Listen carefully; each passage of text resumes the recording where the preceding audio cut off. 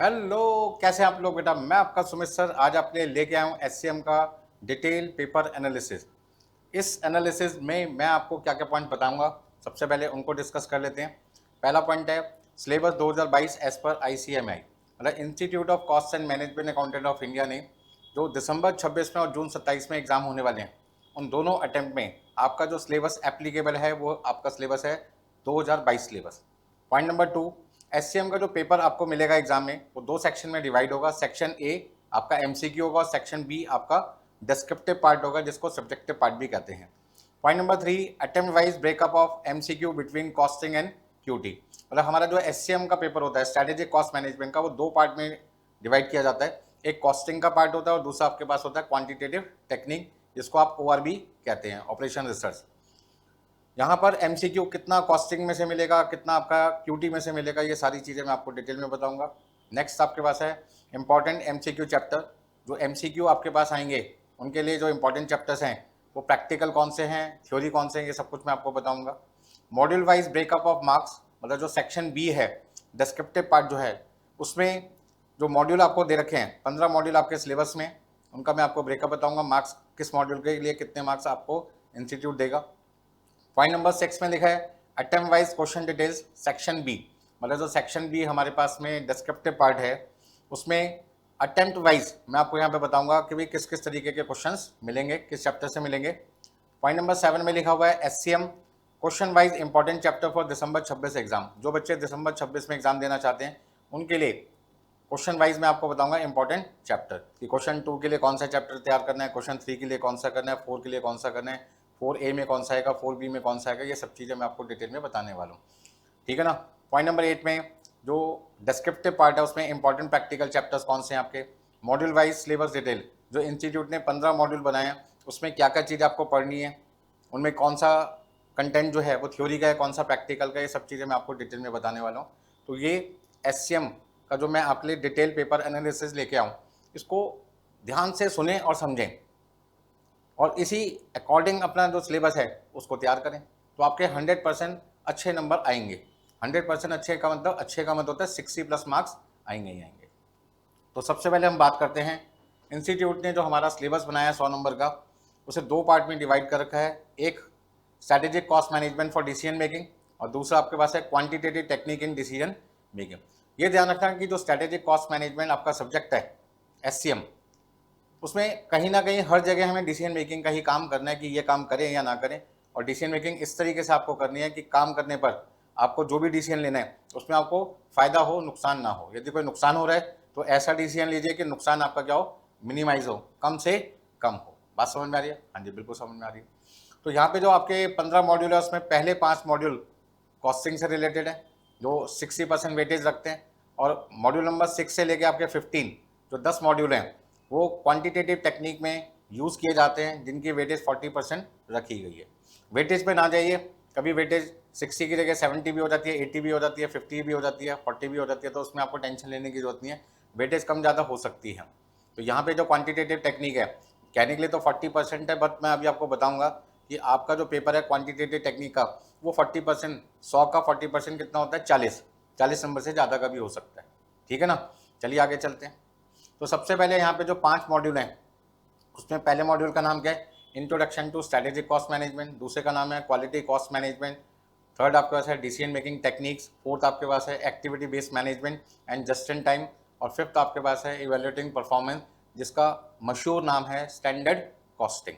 अब आ जाओ सेक्शन बी पर, quantitative technique in decision making में पहला आपके पास है linear programming, transportation, assignment, game theory, simulation, PERT CPM, learning curve, business application of maxima and minima, business forecasting models, time series and regression analysis, और last आपके पास है introduction to tools for data analytics.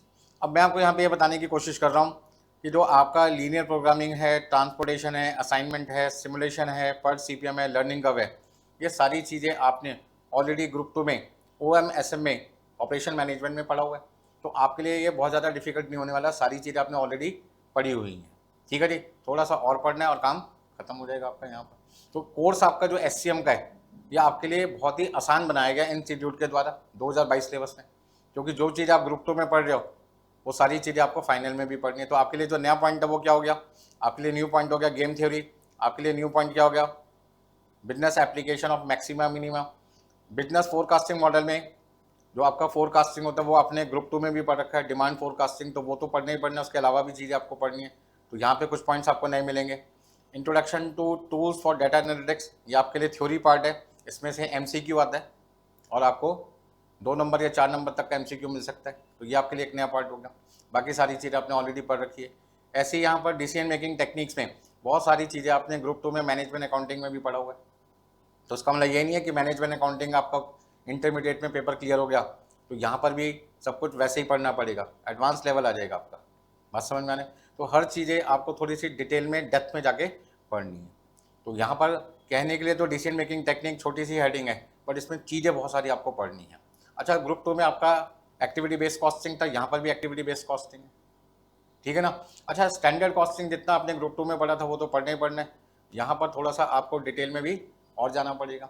Reconciliation के question कई बार exam में पूछ लेते हैं कि आपका जो बजटेड प्रॉफिट है उससे आप एक्चुअल प्रॉफिट पे जाएंगे तो किन चीज़ों को प्लस करना है, कौन से वेरिएंसेस को माइनस करना है, ये सारी चीज़ें आपको यहाँ पे समझनी पड़ेगी। ठीक है जी, चलिए आगे चलते हैं। तो सिलेबस को अंडरस्टैंड करने के बाद अब जो नेक्स्ट पॉइंट आता है वो ये है कि जो 100 नंबर का पेपर आपको एग्जाम में मिलने वाला है वो कितने पार्ट में डिवाइड होगा। तो इसका सिंपल आंसर है 2 पार्ट में डिवाइड होगा। सेक्शन ए MCQ 30 नंबर का और सेक्शन बी आपका 70 नंबर का होगा डिस्क्रिप्टिव पार्ट, जिसमें क्वेश्चन नंबर 2 से लेके क्वेश्चन नंबर 8 तक आपके पास में कितने क्वेश्चन होंगे, 7 क्वेश्चन होंगे और कोई भी 5 क्वेश्चन जो आपको आते होंगे अच्छे तरीके से वो आपको अटेम्प्ट करने हैं। इसका ना 2 क्वेश्चन की आपको क्या मिलेगी, चॉइस मिलेगी। यहाँ पर जो पहला क्वेश्चन है क्वेश्चन नंबर 1 वो कंपलसरी है, सारे के सारे 15 जो MCQ आएंगे वो आपको करने हैं। और सबसे अच्छी खास बात क्या है कि यहाँ कोई नेगेटिव मार्किंग नहीं है, जो आते हैं वो तो बिल्कुल सही है, वो तो आपको करने ही करना है। जो नहीं आते भैया फिर उनको छोड़ के मत आओ, हो सकता है कि आपको 10 अच्छे तरीके से आते हो, 15 में से 5 ना आते हो, तो 10 के तो 20 नंबर मिलने ही मिलने हैं। जो 5 नहीं आते उनके आंसर जो आपको लगता है बेस्ट आपका आंसर क्या हो सकता है आपके हिसाब से उस समय जो एग्जाम के टाइम होगा ड्यूरिंग एग्जाम, वो आप जरूर करके आए। यदि 5 में से 3 भी ठीक हो गए तो इसका मतलब 6 नंबर और बढ़ गए आपके पास में। बात समझ में आ रही है। तो 10 और 3 13 आपके ठीक हो गए, 26 नंबर बन जाएंगे MCQ में। बात समझ में आ रही है, छोड़ना कुछ नहीं है भाई। अब आ जाओ डिस्क्रिप्टिव पार्ट में। यहाँ क्वेश्चन नंबर जो 2 है वो पूरा का पूरा आपको 14 नंबर का क्वेश्चन मिलेगा। एक बात और समझ लो, हर क्वेश्चन 14 नंबर का है, आपको 5 क्वेश्चन कर रहे हैं, 14 मार्क्स इंटू 5 यदि आप करते हैं तो 70 मार्क्स बन जाते हैं। तो क्वेश्चन नंबर जो 2 है वो आपका 14 मार्क्स का है। क्वेश्चन नंबर 3A 3B, इसको ना यहाँ पे 2 क्वेश्चन मिलेंगे 7-7 नंबर के। क्वेश्चन 4A 4B में 4A आपका प्रैक्टिकल है 7 नंबर का और 4B आपके पास में 7 नंबर का क्या थ्योरी। ऐसी 5A 5B में दोनों क्वेश्चन प्रैक्टिकल है, 6A 6B में दोनों क्वेश्चन प्रैक्टिकल हैं, 7A 7B में दोनों क्वेश्चन प्रैक्टिकल हैं, 8A 8B में दोनों क्वेश्चन क्या प्रैक्टिकल। इसका मतलब जो बच्चे थ्योरी से प्यार करते हैं उनके लिए इंस्टीट्यूट कहता है कि हम उनको निराश नहीं करेंगे, उनके लिए क्वेश्चन नंबर 4B बनाया गया, ठीक है ना। तो इसका मतलब जो SCM का डिस्क्रिप्टिव पार्ट है वो प्रैक्टिकल अप्रोच ज़्यादा है, तो प्रैक्टिकल पे आपका फोकस क्या होना चाहिए ज़्यादा, ठीक है ना। थ्योरी पे होना चाहिए, लेकिन थ्योरी पे आप ये देखो सिर्फ एक ही क्वेश्चन आना है 7 नंबर का। और जो बच्चे कहते हैं जी मुझे क्वेश्चन नंबर 4 करना ही नहीं है, इसका मतलब क्या हुआ कि उसको तो थ्योरी को हाथ लगाने की भी जरूरत नहीं है। ऐसा उन बच्चों के लिए जो प्रैक्टिकल से ज़्यादा लगाव रखते हैं, ज़्यादा प्रैक्टिकल पे फोकस करते हैं, प्रैक्टिकल पे ज़्यादा ध्यान देते हैं। लेकिन कई बार ऐसा भी होता है कि भाई कोई प्रैक्टिकल क्वेश्चन आपको नहीं आता, मान लो क्वेश्चन 2 भी आपको नहीं आ रहा 14 नंबर वाला, क्वेश्चन नंबर 8 भी नहीं आ रहा, तो फिर ऐसे केस में आपके लिए क्वेश्चन नंबर जो 4 है वो वरदान का काम करेगा, ठीक है ना। थ्योरी लिमिटेड है, आपको 8-10 क्वेश्चन थ्योरी के लर्न करने पड़ेंगे, समझने पड़ेंगे और उन्हीं से कोई ना कोई क्वेश्चन आपको एग्जाम में मिल जाएगा 7 नंबर का और आपकी बल्ले बल्ले हो जाएगी। चलिए आगे चलते हैं नेक्स्ट पॉइंट।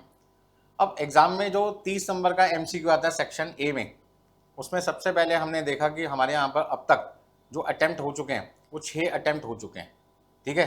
वैसे तो हमारे 7 अटैम्प्ट हो गए, लेकिन जो जुलाई 23 का अटैम्प्ट है मैंने उसको बेस नहीं लिया, क्योंकि दिसंबर 23 से अब तक जून 26 में जो 6 अटैम्प्ट है उनका जो पैटर्न है वो इंस्टीट्यूट एक जैसा रखता है, थोड़ा बहुत चेंज करता है, बाकी सब कुछ क्या रखता है, सेम रखता है, ठीक है ना। तो मैंने इसलिए बेस क्या लिया, दिसंबर 23 को लिया है, जून जिसका पेपर हुआ था जुलाई 23 में उसको कंसीडर नहीं किया। तो वैसे 7 अटैम्प्ट हो चुके हैं, बट मैंने यहाँ पर जो एनालिसिस की है वो कितने अटैम्प्ट के लिए, लास्ट 6 अटैम्प्ट की, कितने, लास्ट 6 अटैम्प्ट के बेस लेके चल रहा हूँ। तो सबसे पहले हमने क्या देखा कि दिसंबर 23 में अब मैंने आपको कहा था ना कि स्ट्रेटेजिक कॉस्ट मैनेजमेंट को दो पार्ट में डिवाइड कर रखा है, कुछ पार्ट कॉस्टिंग का आता है, कुछ पार्ट क्यूटी का आता है। क्यूटी को लोग ओआर भी बोलते हैं, ऑपरेशन रिसर्च भी बोलते हैं। तो कॉस्ट में हमने देखा था कि जो एमसीक्यू आए थे उसमें से 5 आपके पास क्या आए थे, प्रैक्टिकल, और 2 आपके पास आए थे थ्योरी। तो 7 क्वेश्चन मिले थे किसमें से, कॉस्टिंग में से। ऐसे क्यूटी में से 4 आपका प्रैक्टिकल था, 4 आपके पास था थ्योरी। कितने हो गए आपके पास में, 8। जून 24 में हमने क्या देखा, इंस्टीट्यूट ने सेम पैटर्न फॉलो करा। दिसंबर 24 में हमने क्या देखा, यहाँ पर दिसंबर 24 में क्या था, 5 क्वेश्चन प्रैक्टिकल के, 2 आपके थ्योरी थे। फिर यहाँ पे प्रैक्टिकल बढ़ा दिया क्यूटी में और थ्योरी का 1 क्वेश्चन कम कर दिया, बट क्वेश्चन फिर भी कितने रहते आपके ऊपर थे, 7 क्वेश्चन, और नीचे कितने थे, 8। इसका मतलब हमने देखा दिसंबर 23 में, जून 24 में, दिसंबर 24 में हर बार आपके कॉस्टिंग में जो नंबर ऑफ क्वेश्चन आ रहे थे थ्योरी प्लस प्रैक्टिकल वो आ रहे थे 7, और क्यूटी में थ्योरी प्लस प्रैक्टिकल कितने आ रहे थे, 8 आ रहे थे। मतलब 7:8 की रेशो थी। जून 25 में हमने क्या देखा, हमने क्या देखा कि भाई यहाँ पर अब नंबर ऑफ क्वेश्चन 5 + 3 कितने हो गए, 8, और यहाँ पे 4 + 3 कितने हो गए, 7। इसका मतलब अब रेशो बदल गई, अब 8:7 हो गया। तो इससे हमें कोई फर्क नहीं पड़ता, कभी एक क्वेश्चन कॉस्टिंग का ज़्यादा हो जाता है एमसीक्यू, कभी क्यूटी का ज़्यादा हो जाता है। तो आपको टेंशन लेने की जरूरत नहीं है, आप तो भैया चैंपियन हो। तो चैंपियंस के लिए तो सब चीज़ें क्या होती है, आसान होती है। अब दिसंबर 25 में हमने क्या देखा, इंस्टीट्यूट ने ज़बरदस्त चेंज लाया एमसीक्यू में। 7 क्वेश्चन प्रैक्टिकल दे दिए, 4 क्वेश्चन थ्योरी दे दिए। कॉस्टिंग में से 11 क्वेश्चन तो इन्होंने किस में से दे दिए, कॉस्ट में से। अब 3 क्वेश्चन इन्होंने क्या दिए, क्यूटी में से प्रैक्टिकल, 1 दिया थ्योरी का। 3 और 1 कितने हो गए, 4, 4 और 7 कितने हो गए, 11, और 4 कितने हो गए, 15। इसका मतलब कॉस्टिंग में से आपके 11 क्वेश्चन थे और क्यूटी में से इन्होंने कितने दिए, सिर्फ 4 क्वेश्चन दिए। जून 26 में हमने देखा तो 6 प्रैक्टिकल, 5 थ्योरी, 11 क्वेश्चन इन्होंने फिर किस में से दिए, कॉस्ट में से, और क्यूटी में से 3 + 1 कितना दिया, 4 ही दिया।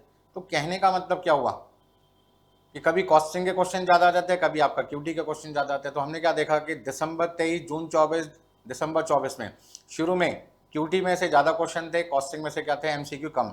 लेकिन धीरे धीरे जून 25 से चेंजेस आने लग गया, और दिसंबर 25 और जून 26 में तो हम क्या देख रहे हैं कि दोनों बार आपके पास में 11-11 क्वेश्चन जो है कॉस्टिंग में से आ रहे हैं, और 4-4 क्वेश्चन किस में से आ रहे हैं, क्यूटी में से आ रहे हैं। मतलब 4 क्वेश्चन टोटल क्यूटी में से, 3 आपका प्रैक्टिकल, 1 आपका थ्योरी।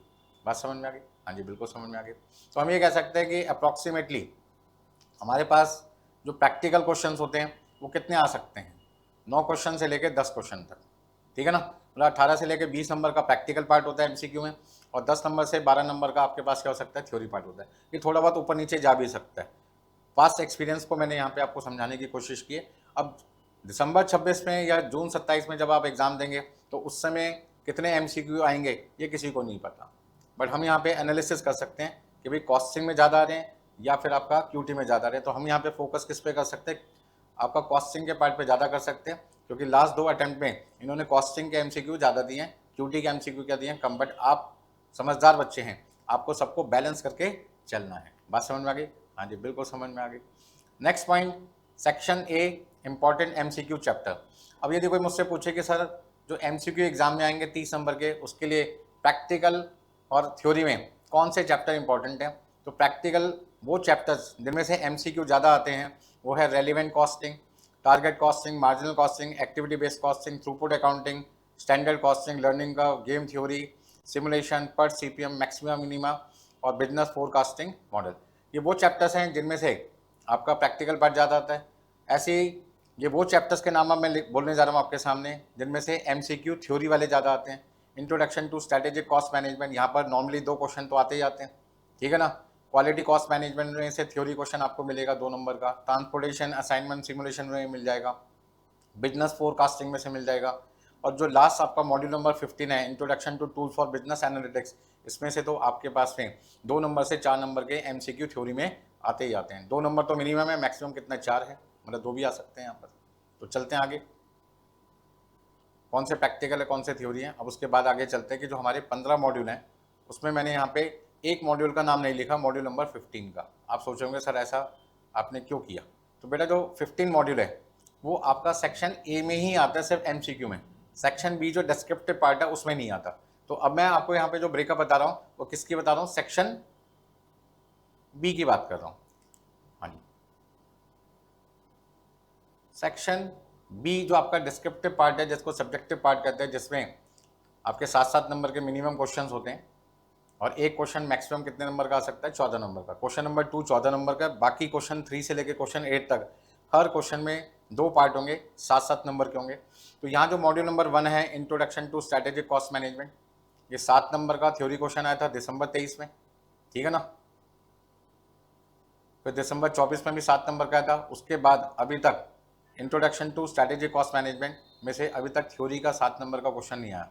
लेकिन हमने क्या देखा, क्वालिटी कॉस्ट मैनेजमेंट जो मॉड्यूल नंबर 2 है, उसमें 6 बार में से 4 बार 7 नंबर का थ्योरी क्वेश्चन आ गया। और ये क्वेश्चन आपको कहाँ मिलेगा, 4B में मिलेगा। तो जो लोग क्वेश्चन नंबर 4 अटेम्प्ट करना चाहते हैं, उसके लिए जो 4A है वो तो प्रैक्टिकल पार्ट है, 4B थ्योरी है। थ्योरी में या तो क्वेश्चन आपको कहाँ से मिलेगा, introduction to strategic cost management में से, या फिर आपको मिलेगा क्वालिटी कॉस्ट मैनेजमेंट में। इसका मतलब क्या हुआ कि मॉड्यूल नंबर 1 और 2 ये किसके लिए बने, थ्योरी के लिए बने, क्वेश्चन नंबर 4B के लिए बने, आप ऐसे समझ सकते हैं। फिर decision making techniques, decision making technique में से जो पेपर है वो दिसंबर 23 से जून 26 तक जो 6 अटैम्प्ट है, उसमें हर बार कितने नंबर की वेटेज रहती है, 28 नंबर की वेटेज रहती है। Activity based management plus throughput accounting, यहाँ पर दिसंबर 23 में 7 नंबर का आपका प्रैक्टिकल आया था। तो यहाँ पे जून 24 में 7 नंबर का टीए का मतलब थ्रूपुट अकाउंटिंग। तो यदि यहाँ पे मैं टीए लिख रहा हूँ तो थ्रूपुट अकाउंटिंग है, जिसमें मैंने टीए नहीं लिखा, इसका मतलब उसमें से एक्टिविटी बेस्ड कॉस्टिंग का क्वेश्चन है, एबीसी का, जो आपने ग्रुप 2 में मैनेजमेंट अकाउंटिंग में भी पढ़ा हुआ है। तो आप ऐसे कर सकते हैं कि जो हमारा स्ट्रैटेजिक कॉस्ट मैनेजमेंट का सिलेबस है, उसमें कुछ चीज़ें हमने मैनेजमेंट अकाउंटिंग से ली है, कुछ चीज़ें हमने ग्रुप 2 में जो OM में थी वहाँ से ली, और कुछ चीज़ें हमने नई ऐड कर दी और एक नया पेपर बना दिया स्ट्रैटेजिक कॉस्ट मैनेजमेंट। और यहाँ पे ये ध्यान रखना, थोड़ा सा लेवल पहले से क्या है, ज़्यादा, काफ़ी ज़्यादा है, थोड़ा नहीं कहेंगे, काफ़ी ज़्यादा है, काफ़ी कुछ पढ़ना पड़ता है। और ये पेपर वैसे चारों सब्जेक्ट में, तो आपका ग्रुप 3 है उसमें सबसे हल्का रहेगा आपके लिए, क्योंकि आपका बेस काफ़ी पहले ही बन चुका है ग्रुप 2 के अंदर। बट इसका मतलब ये नहीं है कि आपने ग्रुप 2 में अच्छे नंबर लाए हैं तो यहाँ पे आपको पढ़ने की जरूरत नहीं है, आपको लगता है सब मुझे आता है, मुझे प्रैक्टिस करने की जरूरत नहीं है। भैया प्रैक्टिस बहुत करनी पड़ेगी, क्योंकि पेपर काफ़ी लेंथी होता है, समय कम होता है। आप जितनी ज़्यादा प्रैक्टिस करेंगे, स्पीड बढ़ाएंगे, अपने कॉन्सेप्ट को डेवलप करेंगे, आप अच्छे नंबर लेके आएंगे, ये मेरी श्योरिटी है, गारंटी है। चलिए फटाफट से आगे चलते हैं। अब यदि हम बात करते हैं स्टैंडर्ड कॉस्टिंग, जिसने आपका साथ ग्रुप 1 में भी दिया था कॉस्ट अकाउंटिंग में, फिर ग्रुप 2 में मैनेजमेंट अकाउंटिंग में भी दिया, अब ग्रुप 3 में फिर से आ गया, ठीक है। बहुत ज़्यादा वेरिएशन नहीं है, थोड़ा सा वेरिएशन है, कुछ चीज़ें एक्स्ट्रा हैं, कुछ लेवल भी ज़्यादा है कुछ क्वेश्चंस का, मतलब मान के चलो कि 2-3 लेक्चर आपको एडवांस लेवल के पढ़ने पड़ेंगे और आपका स्टैंडर्ड कॉस्टिंग जो होगा और एडवांस हो जाएगा, ठीक है ना। ग्रुप 1 में आपने सिर्फ मटेरियल और लेबर वेरिएंस पढ़ा था, ग्रुप 2 में material variance, labour variance, overhead variance, sales variance, profit variance पढ़ा था। अब आपको ग्रुप 3 में ये सारे वेरिएंस तो पढ़नी है, साथ में क्या है, reconciliation between budgeted profit and actual profit वाले क्वेश्चंस भी करने पड़ेंगे, काफ़ी लेंदी हो जाते हैं वो वाले क्वेश्चंस। आपको एग्जाम में तभी मिलते हैं जब वो 14 नंबर का स्टैंडर्ड कॉस्टिंग का एक सिंगल क्वेश्चन आता है, क्योंकि उसमें हमें पहले मटेरियल के सारे वेरिएंस, लेबर के सारे, ओवरहेड के सारे वेरिएंस निकालने होंगे, sales variance, profit margin variance जिसे कहते हैं वो निकालना होगा, तब जाके आप क्या करोगे, रिकनसाइल करोगे। तो काफ़ी लेंदी क्वेश्चन हो जाता है। बट इंस्टीट्यूट ने क्या करा कि स्टैंडर्ड कॉस्टिंग को 2 पार्ट में डिवाइड कर दिया, 7-7 नंबर में। तो मुझे लगता है कि अब बड़े क्वेश्चन के चांसेस क्या हो गए, कम हो गए, आपके लिए स्टैंडर्ड कॉस्टिंग क्या हो गया, आसान हो गया पहले से, ठीक है ना। लीनियर प्रोग्रामिंग का क्वेश्चन एक बार जून 24 में आया था, फिर आपके पास आया था दिसंबर 25 में, फिर जून 26 में। इसका ना इंस्टीट्यूट को प्यार हो गया किससे, लीनियर प्रोग्रामिंग चैप्टर से, इन्होंने लगातार दिसंबर 25 और जून 26 में दे दिया। ट्रांसपोर्टेशन एक बार जून 25 में आया, एक बार जून 26 में आया, तो ये जून का लगता है क्वेश्चन। असाइनमेंट 7 नंबर का दिसंबर 23 में, फिर आपके पास में दिसंबर 24 में, फिर दिसंबर 25 में आया आपके पास में। गेम थ्योरी आपके पास 2 बार आया, एक बार दिसंबर 24 में और एक बार जून 26 में। सिमुलेशन में से तो हर बार ही क्वेश्चन आते हैं, ठीक है ना।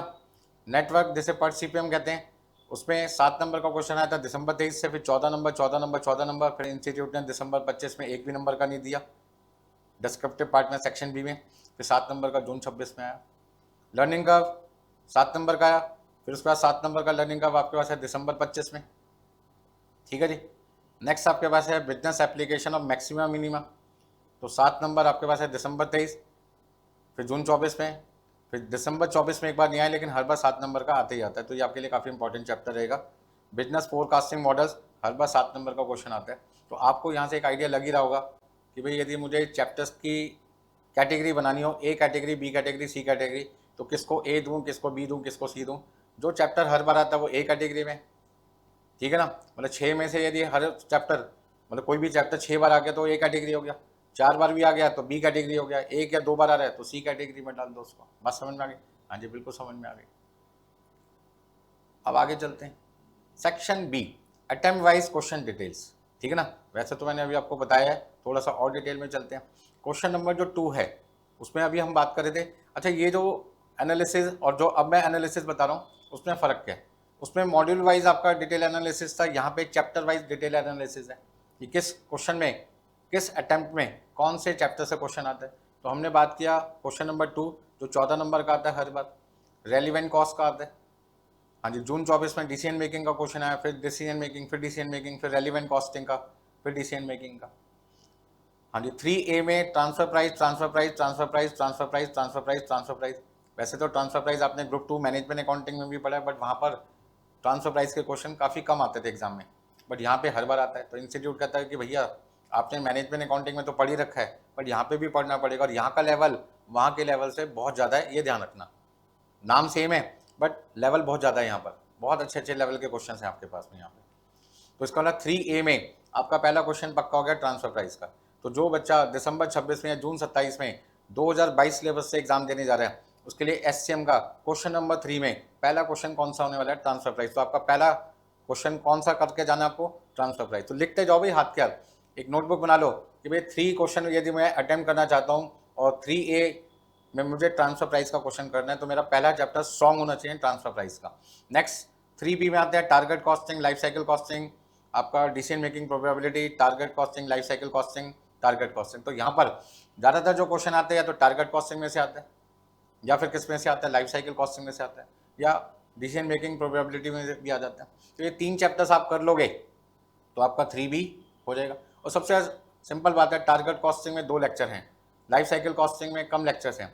मतलब यदि हम इन तीनों की बात करें तो 7-8 लेक्चर्स के अंदर आपका 3B हो जाएगा।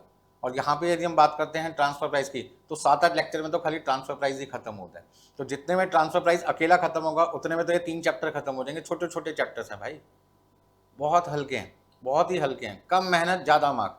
तो इसका मतलब क्या हुआ कि आप यदि क्वेश्चन नंबर 3 करना चाहते हैं एग्जाम में, तो मैं तो आपको क्या सलाह दूंगा? ट्रांसफर प्राइस करके जाओ, टारगेट कॉस्टिंग करके जाओ, आपका लाइफ साइकिल कॉस्टिंग करके जाओ, और साथ में डिसीजन मेकिंग प्रोबेबिलिटी। इन 4 चैप्टर को करो, 14 नंबर आपके पक्के हो गए। अब आ जाओ 4A पे। 4A में हमेशा क्वेश्चन किसका आता है? ज़्यादातर ABC का आता है या थ्रूपुट अकाउंटिंग का आता है। तो हमने क्या देखा? ABC throughput, ABC throughput, ABC। अब सर दिसंबर 26 में आपको क्या लगता है क्या आ सकता है? तो भाई मुझे तो ऐसा लगता है कि थ्रूपुट भी आ सकता है, मुझे ऐसा लगता है ABC भी आ सकता है। यदि मैं इस पैटर्न को देखूँ तो थ्रूपुट के बाद 2 बार ABC है, फिर थ्रूपुट है, फिर ABC भी हो सकता है या थ्रूपुट भी हो सकता है। ठीक है ना। तो यहाँ पर आप ABC खाली मत करके जाएं, थ्रूपुट अकाउंटिंग बहुत हल्का चैप्टर है, करके जाएं जरूर। इन 2 चैप्टर को करके जाओगे तो 4A आपका 7 नंबर का हो जाएगा। 4B आपका थ्योरी क्वेश्चन आता है। थ्योरी में value analysis, lean accounting, value analysis, cost of quality, lean accounting, cost of quality. मतलब आपको ये यूनिट्स करनी है। जो मॉड्यूल नंबर 2 है उनके अंदर ये यूनिट्स आती हैं, उनमें से आपको ये थ्योरी क्वेश्चन करने हैं। नेक्स्ट आपके पास है 5A और 5B। पहले तो क्या होता था, दिसंबर 23 में एक ही क्वेश्चन था, क्वेश्चन नंबर 5, 14 नंबर का, ना A पार्ट होता था ना B पार्ट था। लेकिन जून 24 में उन्होंने 7-7 नंबर के 2 पार्ट दिए। फिर दिसंबर 24 फिर जून 25 दोनों में उन्होंने क्वेश्चन नंबर 5 14-14 नंबर का दे दिया। अब हमें नहीं पता कि भैया दिसंबर 26 में या जून 27 में क्या क्वेश्चन स्टैंडर्ड कॉस्टिंग का 14 नंबर का आएगा या 7-7 नंबर के 2 आएंगे। तो हम तो यही कहते हैं कि दिसंबर 25 और जून 26 में जैसा पैटर्न बनाया, यदि वैसे ही पैटर्न बनाया तो हमारी तो बल्ले बल्ले होने वाली है, क्योंकि 7-7 नंबर के स्टैंडर्ड कॉस्टिंग के 2 क्वेश्चन काफ़ी आसान हो जाते हैं। मतलब यदि 14 नंबर का एक क्वेश्चन स्टैंडर्ड कॉस्टिंग का आ गया तो दिमाग खराब हो जाएगा आपका। इतनी सारी कैलकुलेशंस आपको एक सिंगल क्वेश्चन में करनी पड़ेगी। अब आ जाओ, ये इसका मतलब क्वेश्चन नंबर 5 में करना चाहता हूँ, तो क्वेश्चन नंबर यदि मैं 5 करना चाहता हूँ तो भैया मुझे स्टैंडर्ड कॉस्टिंग को बहुत अच्छी तरीके से करना चाहिए। एग्जाम से पहले 2-3 बार इसकी रिवीजन करनी चाहिए। तो अब मैं क्वेश्चन नंबर 3 कर सकता हूँ, क्वेश्चन नंबर 4 कर सकता हूँ, क्वेश्चन नंबर 5 कर सकता हूँ। मुझे तो 5 ही क्वेश्चन करने हैं, 3 तो मुझे पता ही लग गए। अब बच्चे कहते हैं ये सर मैं कॉस्टिंग कम करूँ और क्यूटी ज़्यादा कर लूँ, तो भैया आपको तो 5 ही क्वेश्चन करने हैं, कहीं से भी करो यार। क्वेश्चन नंबर 6, 7, 8 ये तीनों किसके आते हैं? क्यूटी के, क्वान्टिटेटिव टेक्निक के। तो 6A में assignment linear programming, assignment transportation linear programming, linear programming. 6B में simulation simulation simulation assignment transportation. इसका मतलब क्या है कि आपको यहाँ पे लीनियर प्रोग्रामिंग, असाइनमेंट, ट्रांसपोर्टेशन और सिमुलेशन, ये 4 चैप्टर्स करने हैं। असाइनमेंट हो गया, सिमुलेशन हो गया, लीनियर प्रोग्रामिंग हो गया और ट्रांसपोर्टेशन हो गया। इन 4 चैप्टर को करो, आपके 2 क्वेश्चन यहाँ पर कंप्लीट हो जाते हैं। फिर आ जाओ पर CPM और लर्निंग कर्व और गेम थ्योरी, ठीक है ना। तो ज़्यादातर पर CPM और लर्निंग कर्व का क्वेश्चन आता है, गेम थ्योरी कभी कभी आता है, तो आप इसे C कैटेगरी में डाल सकते हैं। पर CPM ज़्यादातर आता है A कैटेगरी में डालो, लर्निंग कर्व B कैटेगरी में डालो और आप यहाँ पे गेम थ्योरी को C कैटेगरी में डालो। आप अपने आप खुद कैटेगरी बना सकते हो, किसी भी टीचर पे आपको डिपेंडेंट होने की जरूरत नहीं है कि यार कोई टीचर मुझे बताएगा तब पता चलेगा A कैटेगरी कौन सी है, B कौन सी है और C कौन सी है। तो मैं यहाँ आपके लिए बहुत डिटेल में पेपर एनालिसिस लेके आऊँ, इतनी डिटेल आपको कोई भी नहीं बताने वाला। बात समझ में आ रही है? हाँ जी, बिल्कुल समझ में आ रही है। तो 7A 7B भी मुझे पता चल गया। अब 8A 8B में मैक्सिमम मिनिमा का एक क्वेश्चन आएगा, एक क्वेश्चन टाइम सीरीज का आएगा। इसका मतलब यदि मैं 2 चैप्टर कर लूँ तो एक क्वेश्चन नंबर 8 भी हो जाएगा।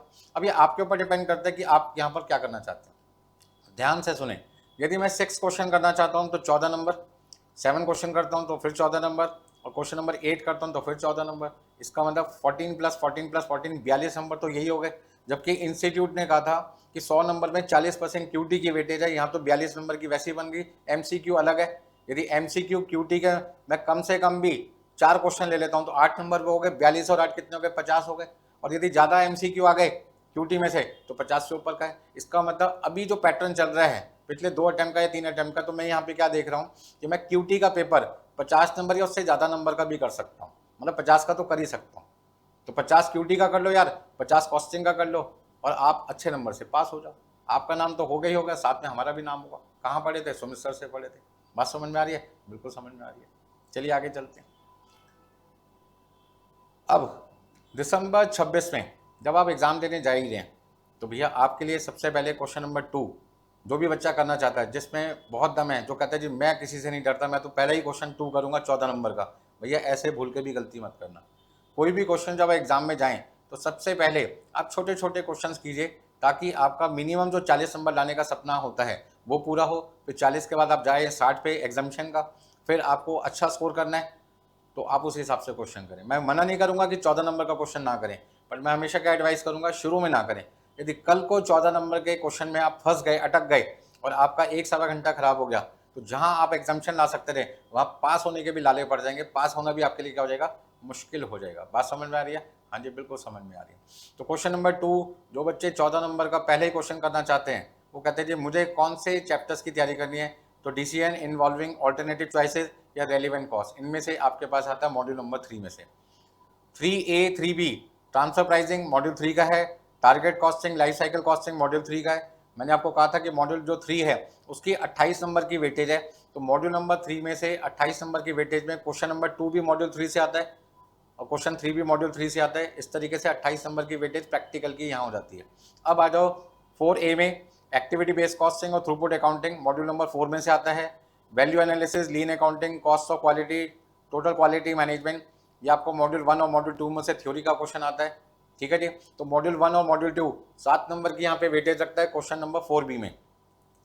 5A 5B में पिछले 2 अटेम्प्ट को मैं बेस लेकर चल रहा हूँ, 7-7 नंबर के 2 क्वेश्चन आ रहे हैं मॉड्यूल नंबर 5 से। 14 नंबर का भी आ सकता है, बट हम मान के चलेंगे कि आपका लक बहुत अच्छा चल रहा है। 7-7 नंबर के 2 स्टैंडर्ड कॉस्टिंग के क्वेश्चन आएंगे मॉड्यूल 5 से। यहाँ पे आपको मॉड्यूल 1 और 2 कंप्लीट हो गया, यहाँ पे आपका 3 आ गया, यहाँ 4 आ गया, यहाँ 5 आ गया। तो पहले 5 मॉड्यूल कॉस्टिंग का पार्ट था। अब 6 से लेके 15 तक जितने भी मॉड्यूल हैं वो किसके हैं? क्वांटिटेटिव टेक्निक के हैं। तो अब आप आ जाओ लीनियर प्रोग्रामिंग, आपका ट्रांसपोर्टेशन असाइनमेंट मॉड्यूल 6, 7, 8, 6A के लिए हो गया। 6B में असाइनमेंट सिमुलेशन में से ज़्यादातर क्वेश्चन आते हैं, तो मॉड्यूल 8 और 10 आ गया यहाँ पर। 7A में सिमुलेशन पर CPM मॉड्यूल 10, 11। 7B में पर CPM लर्निंग कर्व, और कभी कभी क्या आ जाता है गेम थ्योरी भी आ जाता है आपका, तो गेम थ्योरी भी यहाँ पे लिख सकते हैं। अच्छा, कई बार क्या होता है पर CPM का 14 नंबर का सिंगल क्वेश्चन भी आ सकता है, तो पर CPM में भी 14 मार्क्स, यहाँ पे मैंने इसलिए लिख दिया। तो ये ध्यान रखना, जो गेम थ्योरी है उसको हमने C कैटेगरी में रखा है और गेम थ्योरी आपका यहाँ पर आ सकता है। ठीक है ना। 8A की बात करते हैं, तो 8A में मैक्सिमम मिनिमा मॉड्यूल 13 से आने ही आना है।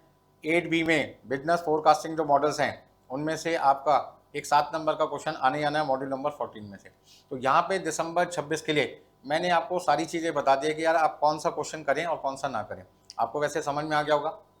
यदि कोई बच्चा मुझसे पूछे कि सर आप यदि हमारी जगह जाते पेपर देने तो आप पहले किस क्वेश्चन से स्टार्ट करते, भैया मैं तो सबसे पहले उस क्वेश्चन से स्टार्ट करता जिसमें मेरी मास्टरी है, ठीक है ना। तो यदि कोई मुझसे कहता है जी आप पहले कौन सा करोगे, तो मुझे लगता है स्टैंडर्ड कॉस्टिंग मेरा बड़ा स्ट्रॉन्ग चैप्टर है, तो मैं पहले क्वेश्चन नंबर 5A 5B करूंगा। यदि मुझे लगता है जो ट्रांसफर प्राइसिंग है वो मेरा स्ट्रॉन्ग है, टारगेट कॉस्टिंग बहुत आसान है, लाइफ साइकिल कॉस्टिंग बहुत आसान है, तो मैं क्वेश्चन नंबर 3A 3B से स्टार्ट करूंगा।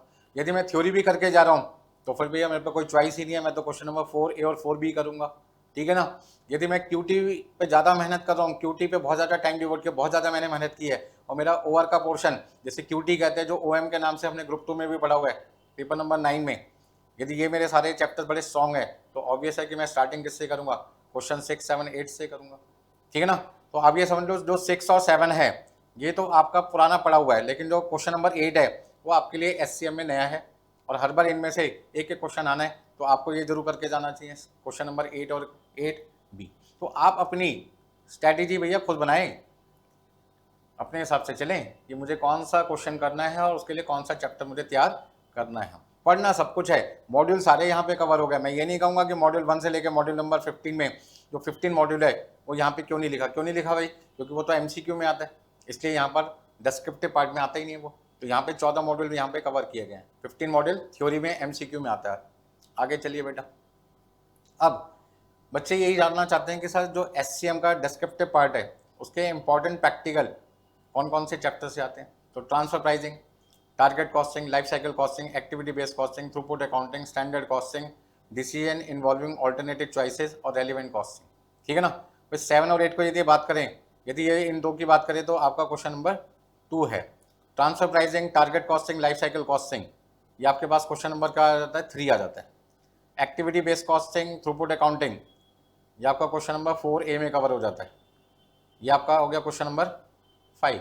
क्यूटी में assignment, game theory, simulation, PERT CPM, learning curve, maximum minima, business forecasting model, linear programming problem. तो इन ऑर्डर्स में आपको ये सारे चैप्टर्स करने हैं, तो आप बहुत अच्छे नंबर से SCM में पास हो जाएंगे और SCM से डर भी आपको क्या हो जाएगा, हमेशा के लिए खत्म हो जाएगा। तो कोई भी सब्जेक्ट आप यदि स्टार्ट करते हैं, खासतौर पे बात कर रहा हूँ मैं SCM की, और आप यदि स्ट्रैटेजी को फॉलो करें, जो 9 स्टेप स्ट्रैटेजी मैंने आपको अभी बताई भी है शुरू में, पिछली क्लास में मैंने दी है, वो स्ट्रैटेजी को जरूर समझें, 9 स्टेप्स को कि लाइफ में हमें किन किन चीज़ों को समझना जरूरी है। फिर उसके बाद ये जो मैंने डिटेल पेपर एनालिसिस आपके लिए बनाई है, इसको समझो, इसको अपनी लाइफ में इम्प्लीमेंट करो और फिर देखो क्या मजा आएगा, आपको लगेगा यार कॉस्टिंग से आसान तो कोई सब्जेक्ट हिंदुस्तान में बना ही नहीं है। CMA इंस्टीट्यूट ने इससे आसान कुछ बनाया ही नहीं आपके लिए। बात समझ में आ गई? हाँ जी, बिल्कुल समझ में आ गई। अब लास्ट पॉइंट है इस एनालिसिस का, जो इंस्टीट्यूट ने आपका सिलेबस बनाया है 15 मॉड्यूल का, उसमें आपको पढ़ना क्या है। अब हेडिंग तो हमने बता दी थी, मॉड्यूल 1 की हेडिंग थी introduction to strategy cost management. उसमें इंस्टीट्यूट ने कितनी यूनिट बना रखी है, 4 यूनिट, जिनको मैंने हाईलाइट कर रखा है उनमें से थ्योरी पूछते हैं, तो ये आपके लिए मेन पॉइंट हो गए। फिर क्वालिटी कॉस्ट मैनेजमेंट में cost of quality, lean accounting से ज़्यादा क्वेश्चन पूछते हैं, बाकी उसे भी पूछ सकते हैं, लेकिन अभी जो पिछले 6 अटैम्प्ट को मैंने बेच लिया उनमें जिनको मैंने हाईलाइट कर रखा है उनमें से ही ज़्यादा क्वेश्चन पूछे गए हैं। तो जो लोग थ्योरी पे ज़्यादा टाइम डिवोट नहीं करना चाहते, ये जो मैंने ब्लू कलर लाइट ब्लू से टिक कर रखा है, हाईलाइट कर रखा है, उन पे फोकस क्या करें, ज़्यादा करें। आगे देखिए, अब हम बात कर रहे हैं किसकी, मॉड्यूल नंबर 3 की, जिसमें से 28 नंबर का पेपर आपको मिलना ही मिलना है, क्वेश्चन नंबर 2 और क्वेश्चन नंबर 3। तो 3 मॉड्यूल जो है डिसीजन मेकिंग टेक्निक, इसमें 3.1 decision involving alternative choices, with 3.3 transfer pricing, relevant costing, target costing, product life cycle costing और डिसीजन मेकिंग यूजिंग प्रोबेबिलिटी, ये आपके मेन है, ठीक है ना। तो ये आपका जो मिलेगा दोनों चैप्टर, ये तो मिल गया क्वेश्चन 2 से। ट्रांसफर प्राइसिंग आपका हो गया 3A, ठीक है ना। Target costing, life cycle costing और ये तीनों चैप्टर जो हैं वो आपको 3B में मदद करेंगे, ठीक है जी। चलिए, हाँ जी, बिल्कुल सब समझ में आ रहा है सर हमें, तो आगे चलते हैं। मॉड्यूल नंबर 4 पे आ गए हम, activity based management and just in time में आपका जो क्वेश्चन है ABC, एक्टिविटी बेस्ड कॉस्टिंग, जो आपने मैनेजमेंट अकाउंटिंग में भी पढ़ा है, वहाँ से एक क्वेश्चन आने ही आना आपके पास में। बैक फ्लश अकाउंटिंग में से, हाँ जी, बैक फ्लश अकाउंटिंग में से आपको थ्योरी मिल सकता है, थ्रूपुट अकाउंटिंग से क्या प्रैक्टिकल। तो जिनको मैंने येलो कलर से हाईलाइट कर रखा है वो प्रैक्टिकल पार्ट हो गया, जिनको लाइट ब्लू कलर से हाईलाइट कर रखा है वो थ्योरी पार्ट है। स्टैंडर्ड कॉस्टिंग आपके पास में 14 नंबर का एक क्वेश्चन भी आ सकता है या 7-7 नंबर के 2 भी आ सकते हैं आपके पास में। नेक्स्ट आपके पास है quantitative technique in decision making, जिसमें मॉड्यूल नंबर 6 लीनियर प्रोग्रामिंग है। उसमें से प्रैक्टिकल क्वेश्चन आजकल पूछने लग गए हैं इंस्टीट्यूट, पहले नहीं पूछ रहे थे लेकिन अब पूछ रहे हैं, तो आप इसको जरूर करके जाएं। ठीक है, सिंपल क्वेश्चंस आते हैं, आपको एक पैराग्राफ दे रखा होगा, उससे आपको क्या करना है, इक्वेशंस बनानी होती है। ठीक है ना, चलिए आगे चलते हैं। ट्रांसपोर्टेशन में से नॉर्मली क्या आता है आपका प्रैक्टिकल, असाइनमेंट में से थ्योरी भी पूछ सकते हैं, प्रैक्टिकल भी पूछ सकते हैं। ज़्यादातर क्या आता है, प्रैक्टिकल आता है, एमसीक्यू में थ्योरी पूछ लेते हैं। हाँ जी, गेम थ्योरी में नॉर्मली आपके पास क्या आता है, एमसीक्यू, कभी कभी प्रैक्टिकल भी पूछ लेते हैं 7 नंबर का। सिमुलेशन में प्रैक्टिकल ज़्यादातर आता है और साथ में एमसीक्यू भी पूछे जाते हैं थ्योरी के। नेक्स्ट आपके पास है पर्ट सीपीएम, इसमें से थ्योरी भी पूछते हैं, प्रैक्टिकल भी पूछते हैं। थ्योरी आपका एमसीक्यू में आएगा, प्रैक्टिकल आपका 7 नंबर में आएगा। क्वेश्चन नंबर कौन सा, 7 में ही आएगा। ठीक है ना, आगे देखिए लर्निंग कर्व, ज़्यादातर इसमें से थ्योरी भी आता है, प्रैक्टिकल भी आता है। थ्योरी का मतलब क्या हुआ, या प्रैक्टिकल एमसीक्यू फॉर्म में भी पूछ लेते हैं और यहाँ पे वो भी आ जाता है आपका, थ्योरी भी आ जाता है। बिजनेस फोरकास्टिंग में आपका प्रैक्टिकल भी पूछ सकते हैं, थ्योरी भी पूछ सकते हैं, एमसीक्यू भी पूछ सकते हैं, बट नॉर्मली यहाँ पे क्या आता है, एमसीक्यू भी प्रैक्टिकल आता है और 7 नंबर का डिस्क्रिप्टिव पार्ट भी आता है आपके पास में। हाँ जी, बिजनेस फोरकास्टिंग मॉडल में आपके पास क्या आता है, थ्योरी प्रैक्टिकल दोनों आते हैं। थ्योरी कहाँ मिलेंगे, एमसीक्यू में, प्रैक्टिकल कहाँ मिलेंगे, एमसीक्यू में भी और आपका 7 नंबर में तो मिलेगा ही मिलेगा। Introduction to tools for business data analytics, ये एमसीक्यू थ्योरी में आता है, 2 नंबर का मिनिमम, मैक्सिमम 4 नंबर की वेटेज है, या तो एक क्वेश्चन आएगा या 2 क्वेश्चन आएंगे। और इस तरीके से आपका जो सिलेबस है वो मैंने आपको बहुत डिटेल में बता दिया। तो आपके पास में क्वेश्चन नंबर 2 से लेकर क्वेश्चन नंबर 8 तक में 7 क्वेश्चन है, कौन से 5 क्वेश्चन करने हैं अब आपको समझ में आ गया होगा। ए कैटेगरी वाले कौन से चैप्टर हैं, बी वाले कौन से हैं, सी वाले कौन से हैं, ये सब आपको पता चल गया होगा। इसको ढंग से समझें, इसके अकॉर्डिंग अपनी प्रिपरेशन करें एससीएम की, और फिर देखो ज़िंदगी में कितना मज़ा आएगा आपको। सब चीज़ें आपको लगेगा इतनी आसान हो गई कि अब मुझे 70-80 नंबर लाने में कोई दिक्कत नहीं है स्ट्रैटेजिक कॉस्ट मैनेजमेंट में। ऑल द बेस्ट, फिर मिलते हैं बेटा, बाय बाय।